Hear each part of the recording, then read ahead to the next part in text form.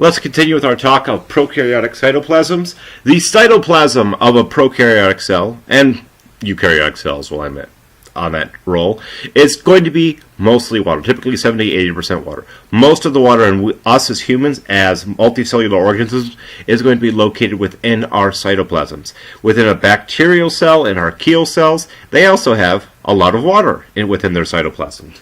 But it's not 100% water. There's some other stuff in there, and those are going to be a mixture of amino acids, salts, and sugars. And these chemicals that are dissolved within the water of the cytoplasm serve as the building blocks for the anabolic reactions that take place within our bacterial and archaeal cells. If we look at the genetic information within a bacterial cell, most of the bacterial genetic information is going to be in a long, coiled piece of DNA known as the bacterial chromosome. This is a very large piece of DNA that's aggregated in a region known as the nucleoid region. Bacterial chromosomes are essential for the bacteria to stay alive and contain most of the genes the bacteria needs. Plasmids, on the other hand, are very small chunks of DNA that float around within the cytoplasm of the bacterial chromosome.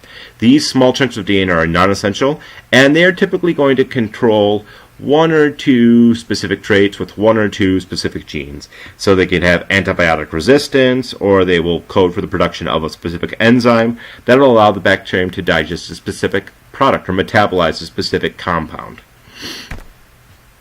All bacterial and archaeal cells will have ribosomes. These are a non-membrane bound organelle that is the site of protein synthesis. The ribosomes are made of primarily ribosomal RNA or rRNA and proteins. All ribosomes have two parts, a big and small piece, a large subunit and a small subunit.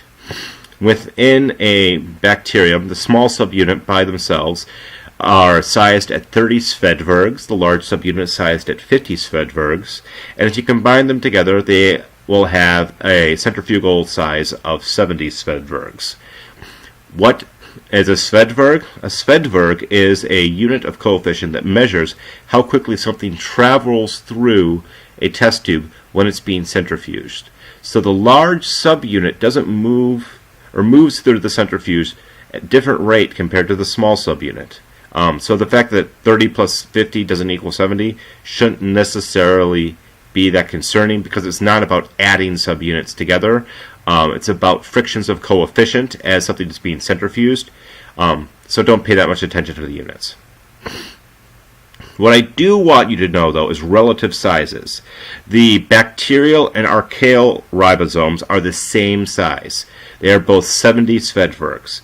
Eukaryotic ribosomes are 80 svedbergs. So the eukaryotic cells, they're larger, they're more complex, and they also have more complicated ribosomes than the archaeal and the bacterial ribosomes. So the big take home from this slide about the svedbergs at the bottom here is that bacterial and archaeal ribosomes are smaller than the eukaryotic ribosomes. Here we can see representation of a typical prokaryotic ribosome. It has that large subunit. It also has the small subunit, and then they can be combined together. An inclusion body and microcompartment within a prokaryotic cell is typically used to store food. Sometimes there'll be gas packed into a vesicle to serve or aid for buoyancy of the prokaryotic cell. Every once in a while, particularly cool prokaryotes, will have iron oxide crystals stored within their inclusions, and these iron oxide crystals help to orient the prokaryotic cell with the Earth's magnetic fields.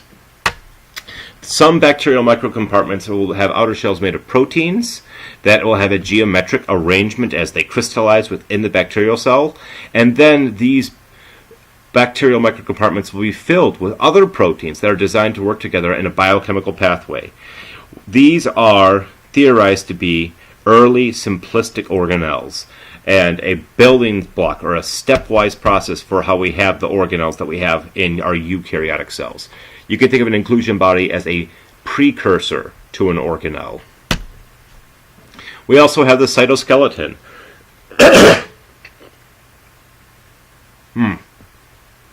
Some bacteria are going to have a long polymer protein known as actin, or similar to the eukaryotics actin. These This long polymer filamentous protein serves as a scaffolding for the bacterial cell and helps give the bacterial cell its shape. These cytoskeletons have been identified in archaea, they've been identified in bacterial cells, and they've also been identified in eukaryotic cells. Unique to non-eukaryotic cells, though, is the fact that the cytoskeleton is a potential target for antibiotic development because there are different proteins in the prokaryotic cytoskeleton compared to the eukaryotic cytoskeleton. Inside of bacterial cells, we'll find bacterial endospores. You can think of a bacterial endospore as a dormant bacterium. Bacterial endospores are known to be produced by the Clostridium genus, the Bacillus genus, and the Sporosinia genus. Aptly named Sporosinia genus. Produces spores. Makes sense. Anyways, a cell that is not in the endospore state is actively reproducing. It's called a vegetative cell because it's growing like a vegetable or growing like a weed, so to speak. If we take a vegetative cell and put it in environmentally harsh conditions, we are going to trigger it to make a endospore. The act of making an endospore is called sporulation. I'll say it again. The act of making an endospore is called sporulation. Once the endospore is made, it will resist very extreme heats, drying, freezing, and extreme chemical environments. Generally speaking, to kill an endospore, you need to put something in a pressure cooker, or you need to irradiate it with gamma radiation. Here's a figure from your text showing this process. If we take a vegetative cell, and it's just happy and it's growing, but now we put it in an environment that's very stressful. It will duplicate its chromosome, and then the chromosome will separate from itself, the duplicated chromosomes separate, and then one half of the cell, or the cell membrane within the cell wall, will separate and then invaginate in on itself. So then we can have a double membraned vesicle within the cell that contains the chromosome of the bacterium.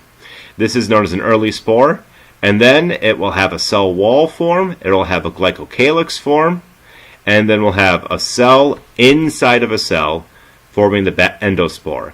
And when this endospore is put into an environmentally favorable condition, it will germinate and a vegetative cell pops out.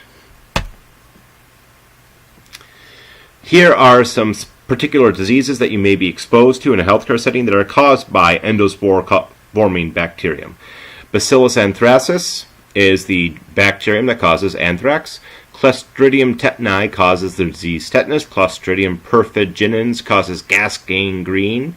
Clostridium botulism causes botulism. And Clostridium difficile, or C. diff, causes explosive diarrhea in patients. So, where in a bacterial cell would you find the genetic material? Would it be in the nucleus, nucleolus, nucleocapsid, or nucleoid? You should pause the video right now and flip back in your PowerPoints, or rewind to double check. 1, 2, 3, 4, 5. So, hopefully you found the right answer. The answer is D, nucleoid, or nucleoid region, depending on who you had for your instructor.